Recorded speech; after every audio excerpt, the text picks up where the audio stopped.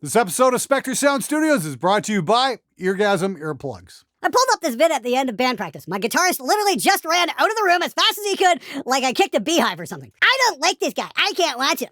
He owns 2 Les Pauls and 2 Fender Strats. Hey, that seems to be the advice for the ages. When somebody on the internet says something you don't like, run away! Run away!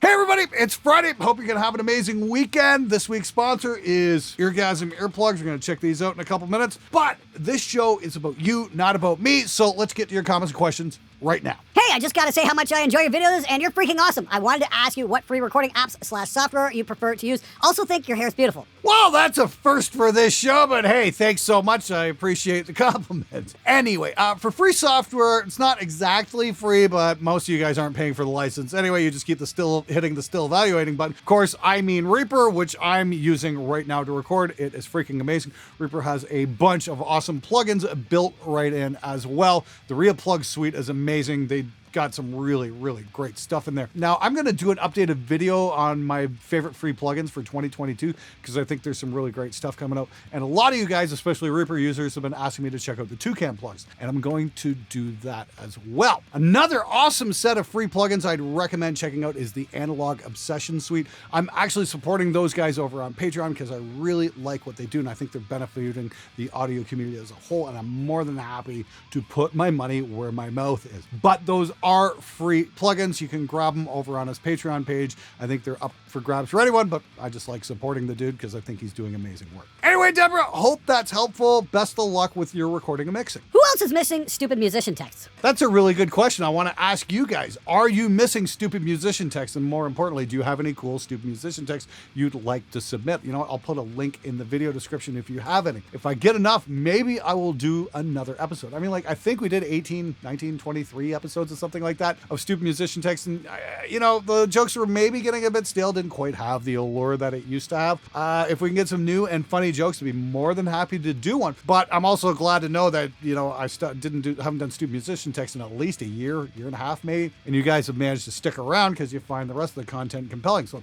that's a good vote of confidence for what I'm doing, and I really do appreciate that. But if you guys want to see a return of stupid musician text, by all means, leave a comment below because I'd love to know if you guys still want to see that stuff. Hi Glenn, whenever you talk about miking guitars, I notice you don't talk about whatever preamps and compressor you use. Do you mic your guitar signals straight to your interface? If not, what preamp compressor do you use? Well, Keith, when it comes to metal tones, I don't use any compressors. I just record the guitar signals straight in through a preamp. I find metal tones especially are already compressed enough and don't need any more. If I'm doing acoustic stuff, I'll probably go in through the distressor or, you know, maybe one of the Stamp 76s, something like that. Maybe even the Heritage Audio over here. I just got that back. That one's really nice as well. Those are some good choices, but for metal stuff, you really don't need to. And when it comes to metal stuff, you really don't need to drop a lot of money on preamps as well, because let's face it, to quote Ulrich Wilde, we're not recording Celine Dion. Now, I have a video called The Greatest Guitar Recording Trick I Ever Learned, and it's something that I stole from Ulrich, basically, where you get a really shitty mixer like from Mackie or Behringer or something like that, and take 2 mics, like a 57 and a tom mic, like a 421 or a DTP 340, something like that, and blend them on the shitty board that you paid like 99 bucks for, and send it in. You're going to get an awesome raging metal tone with minimal dicking around, and you're not going to have to spend a lot of money on preamps. I know there's a lot of hype around preamps, but if you're not doing top level recording, even the most bare bones stuff these days is more than sufficient. Hell, I got the Behringer ADA 8000 over here. I paid $200 for 8 channels of that. The converters are great and the preamps are great as long as you don't distort them. They're going to be absolutely sufficient for whatever the hell you need. And if anybody tells you otherwise, they're fucking lying to you. Hey guys, real quick. This episode's been sponsored by Eargasm Earplugs. Now, Eargasm reached out to me a few months back and asked if I'd be interested in checking them out, and to be completely honest, I was pretty skeptical.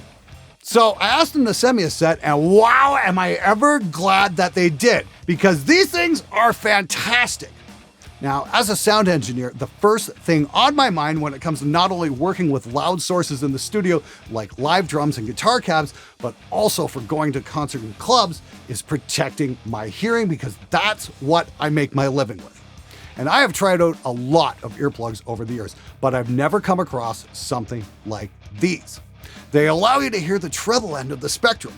Now, most earplugs will protect your hearing at the cost of the entire top end of the audio spectrum. They work like turning a great big treble knob down on your ears. These allow you to hear something in your top, but still manage to knock down the sound levels by an expected 21 decibels. And these are great! I got to try them out on a drum tracking session last week.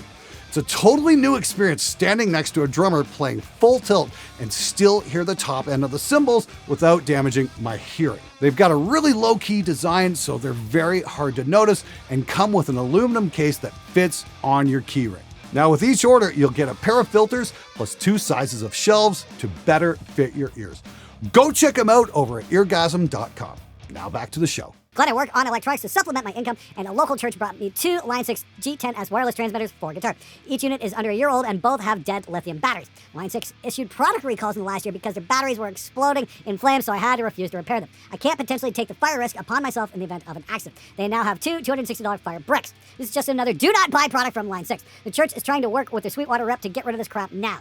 I know no one uses these in studio, but they're low cost and work well. It might have worked for some folks might consider purchasing one for the bedroom or touring rig. I just wanted to try to get the word out or avoid these like the plague. No, I did not do a piece on the G10S. I think I've got one of their other wireless ones kicking around. I didn't think it was too bad. Okay, I just looked it up, and there is in fact a recall on those. So if you have one, I'd say head out over to guitar.com and read up on it and see how you can get it replaced so it doesn't explode on you. That would be a big thing. I think I did do a review on a Line 6 wireless there a while back, and it was pretty good, but I don't think it was that particular unit. It sucks that there's a recall, but these sort of things do happen. I'm sure it's not with everything, but they're probably thinking, let's be safe rather than sorry, and recalling the entire product line. So for those of you guys who might be in the market for a wireless or something like that, take a look at something by Nuix, something like that. I've done a bunch of videos with those guys and always gotten some pretty good results.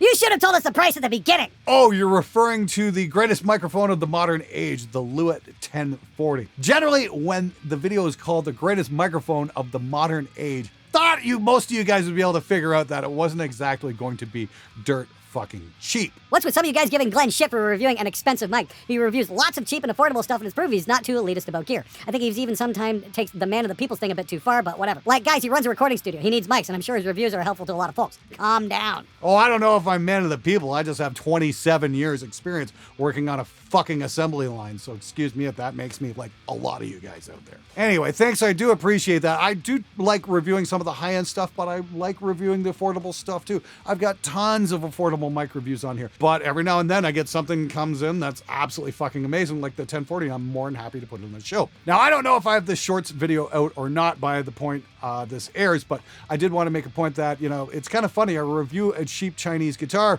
and, a lot of guys are like, well, only a Gibson's good enough for me. And it's like, okay, they'll spend $3,000, $3,500 on a Gibson. But when I put a $3,500 mic on the show, holy fuck, Glenn, that's so fucking expensive. We can't afford that. It's like, well, make up your fucking minds. Do you guys like the high-end shit or not? Because I'm getting mixed fucking signals here.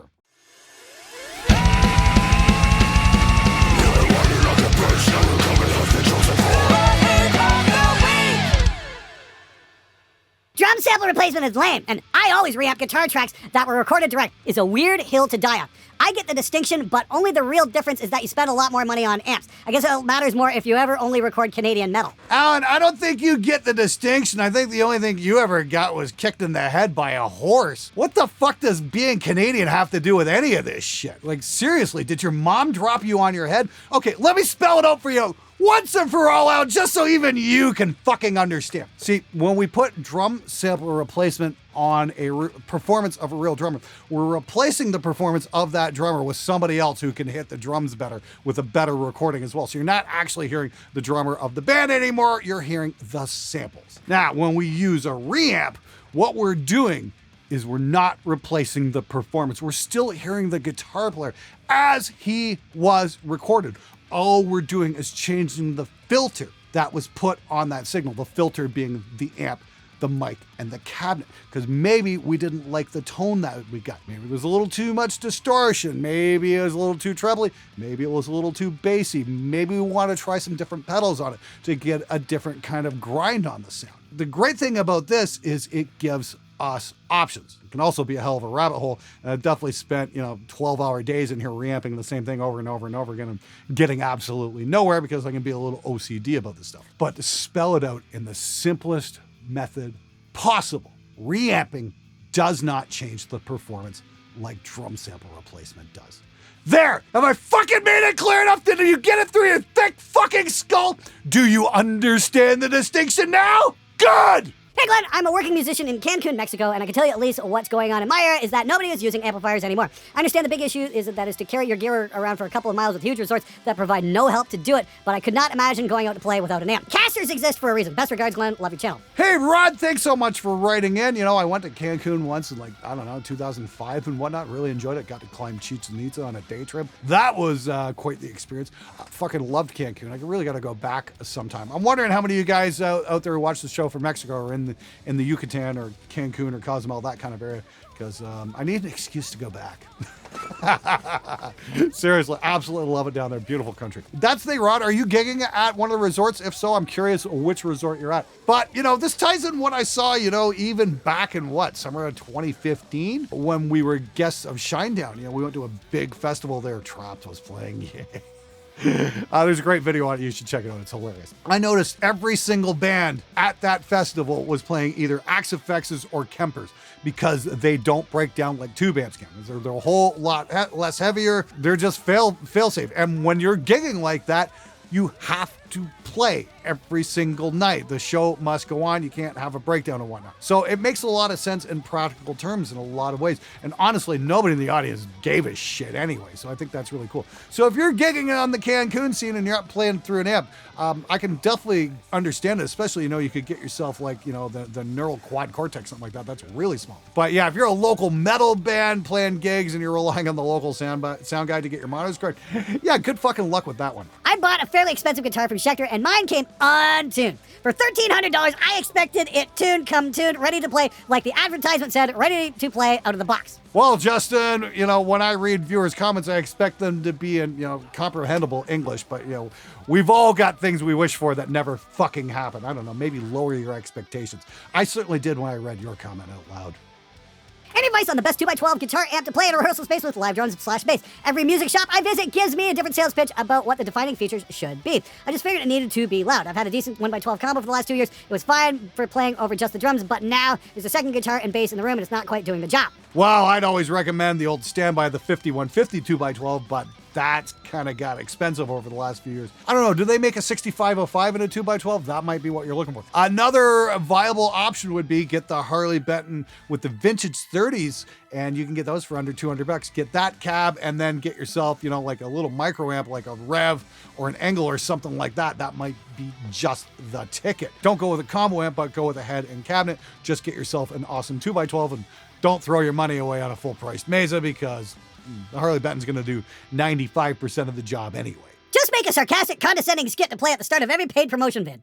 That's not a half bad idea. I think I might do that down the road next time I do a sponsored mic vid or sponsored guitar vid or something like that. It should be an awful lot of fun. Thanks very much for the suggestion. I always love hearing good ideas from you guys. I really don't get why some people get so butthurt over things that come up on this channel. We're not talking about someone who thinks another race of people shouldn't have human rights or something. We're talking about someone who doesn't like the same brand of fucking guitars you do. Those things that most of our are just an immediately expensive hobby? There's enough shit in the real world that actually deserves your outrage without inventing new shit to get outraged over. But I spent money on my guitar! He better agree with me! Of course, a series on various budget studios is a good idea. It'll get more views than a stripper at a football grand final. Yeah, I asked that there a couple weeks ago. What did you guys think about, a studio for various budget points? And yeah, that seems to be a rather popular idea. We did the $1,500 recording studio there a number of years ago. And yeah, we should probably do one for $3,000 and $5,000 and kind of work our way up and just see what we can get these days. I'm going to reach out to a few vendors and see what I can come up with. I think it'll be a real fun series to do. I can think of a few brands that would definitely want to get on board with that one. Thanks so much for writing in, and everybody who commented about that. That's definitely going to give me some screenshots to send to said manufacturers to make that series happen. Thanks again, guys. You fucking rule. Glenn, yes, please take us through the Harley Benton purchase process. They seem like such an amazing instrument for the money. I'd like to have several of them, but I get a little apprehensive when getting stuff straight from overseas like that. I've ordered stuff from outside of Canada, and on a few occasions been surprised to find out that the good tail was made very ungood by the ridiculous duties, customs fees, taxes, etc., etc. Screen name Yukon Demon. Oh man, I imagine you have to order a bunch of shit where you live, you poor bastard. Whew.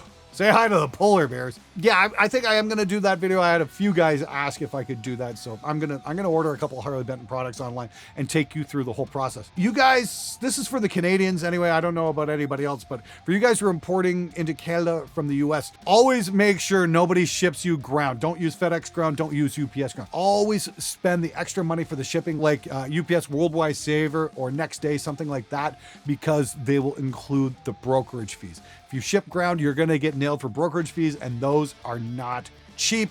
They will totally ream you. So once again, Next Day or Worldwide Saver, pay a few extra bucks on the front end for the shipping fees, because you'll ultimately save a lot more when it comes to brokerage fees. Take my word for it on this one. I've been buying stuff on eBay and Sweetwater since the early 2000s.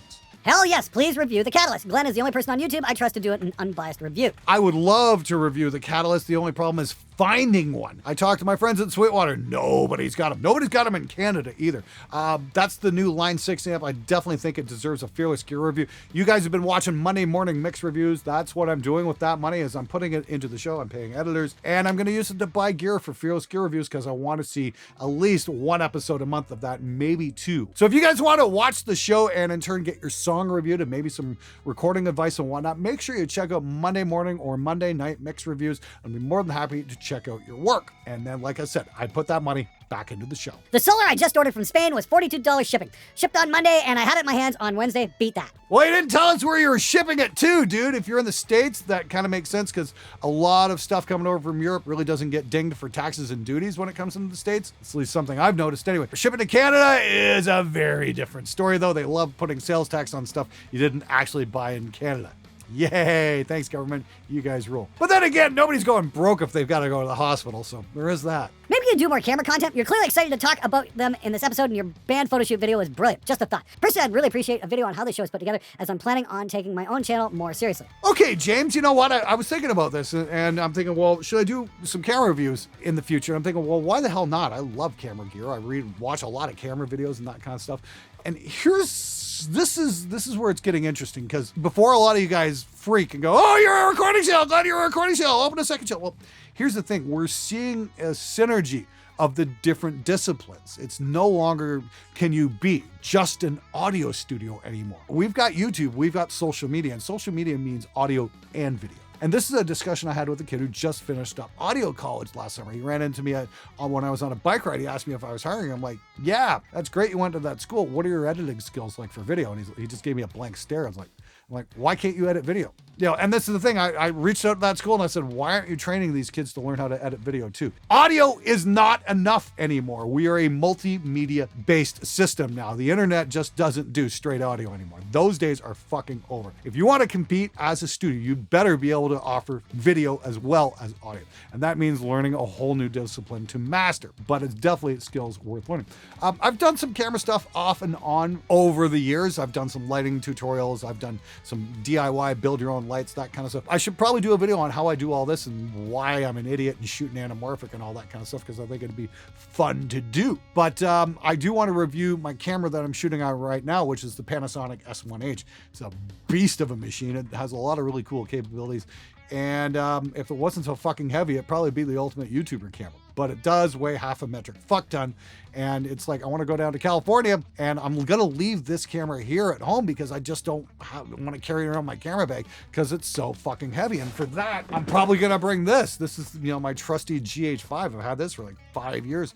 Done a lot of shows with this thing. It's fucking fantastic. You know, little onboard deity microphone here. It's front and back elements. You got a little switch. You can go stereo up front or you can go mono front, mono back. So you can interview somebody from behind the camera, which is really fucking cool. That being said, Panasonic just announced the G86 and I'm like, oh, that looks like it probably will be the ultimate YouTube camera and at least the ultimate travel camera for a guy like me because it's got gyro data, the stabilizer is great, and it doesn't weigh anything more than the GH5, maybe a couple grams more.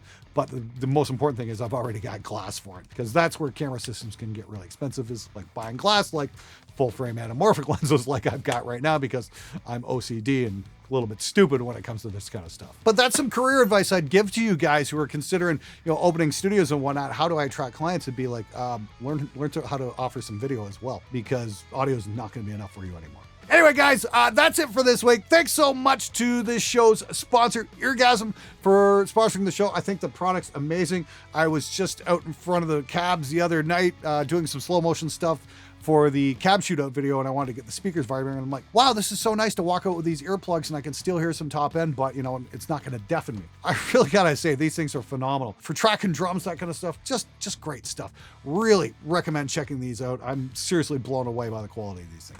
All right, so that's it for this episode. Thanks so much for watching. You got a comment or you got a question, I wanna hear from you. Leave it below, and until next time, take it easy.